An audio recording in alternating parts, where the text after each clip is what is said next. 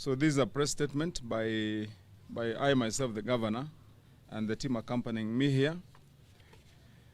The statement is such that I stand in full solidarity with the residents of Juja who have been living in fear and mourning due to persistent hyena menace. This deadly threat has tragically claimed lives, with the most recent attack against a 5-year-old boy in Nyashava in Weteithi ward, serving as a grim reminder of how dangerous these wild animals have become. The death toll now stands at more than 10 people.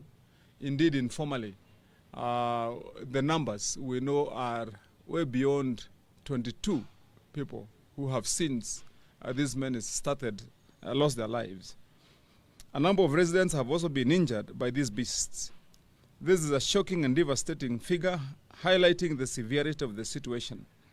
All these cases have been reported to the police and to the Kenya Wildlife Services, popularly known as KWS. The frustrations and protests by Juja residents are not only valid but legitimate. They have been left to fend for themselves, while the Kenya Wildlife Service, KWS, the very agency tasked with managing and controlling wildlife, has shamefully abdicated their responsibility. Despite numerous appeals from both residents and the county government of Kiambu, KWS has failed to act decisively and consistently in taming these murderous animals. The reckless abandon with which hyenas are killing innocent people is unacceptable and cannot be ignored any longer. There are also disturbing reports of wild animals raiding even Ndeia, Ngecha in Limuru and Kikuyu sub-counties. It is appalling that KWS has treated this life-threatening situation with casual indifference, while families are left mourning their loved ones. The blame lies squarely on the government agency which bears the sole responsibility for protecting citizens from dangerous wildlife. We cannot allow ourselves to be put in a position where we have to choose between the lives of our people and animals. The choice is clear when it comes to that our people's lives matter.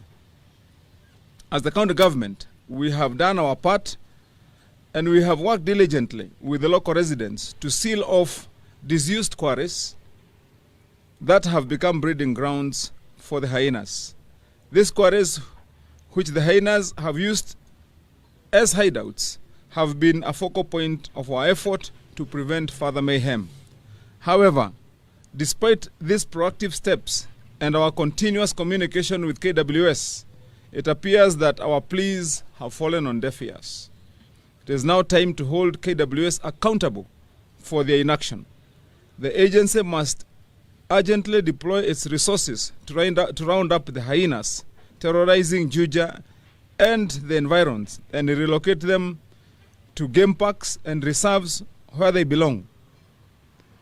These wild animals cannot coexist with human beings. KWS must act immediately before more lives are lost. There have been only empty promises by KWS, and as a result, more lives have continued to be lost.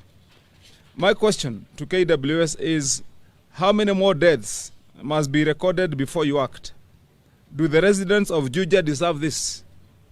We demand action from the Cabinet Secretary for Tourism and Wildlife, Rebecca Miano, under whose ministry KWS falls. Madam CS, as you settle into your new position, please make this issue a priority as the residents of Juja are suffering. You owe it to the people of Juja and Kiambu, indeed, to resolve this crisis. Finally, I wish to state that we will not stand by and continue to mourn our people, our beloved ones, while KWS remains complacent. The time for action is now. So let KWS act with the urgency and the seriousness that this dire situation demands.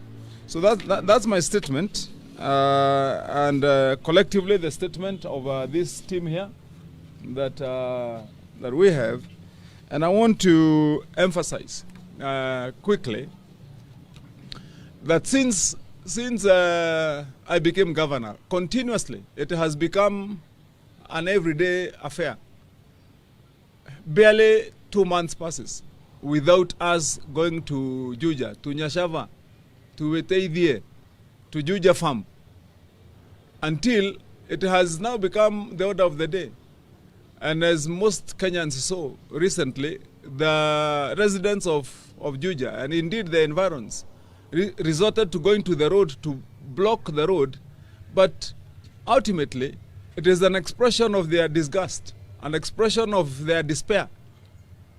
That's the only thing they can do, but that does not remove the hyenas from the environs and areas where they are living. The young boy who was mauled and killed by the hyenas a few days ago was going to the shop barely at dark, having been sent by the mother, a 5-year-old boy, to go and get maybe a packet of milk and back to the house just nearby. And these hyenas have become that daring that even barely when it's dark, they are lurking there around the houses in Juja. And when they see a boy, a young child like that, they grab the child and kill him. There are cases where limbs, legs of people who have been mauled and completely devoured have been seen in the morning. Recently, we had reports and confirmed that a leg of a man was being seen in the quarry. I personally went to Juja to mourn a mother who was mauled by the same hyenas and killed. Recently, another mother again, who just sells uji around to the quarry workers, also lost her life. And the list is endless, it is countless.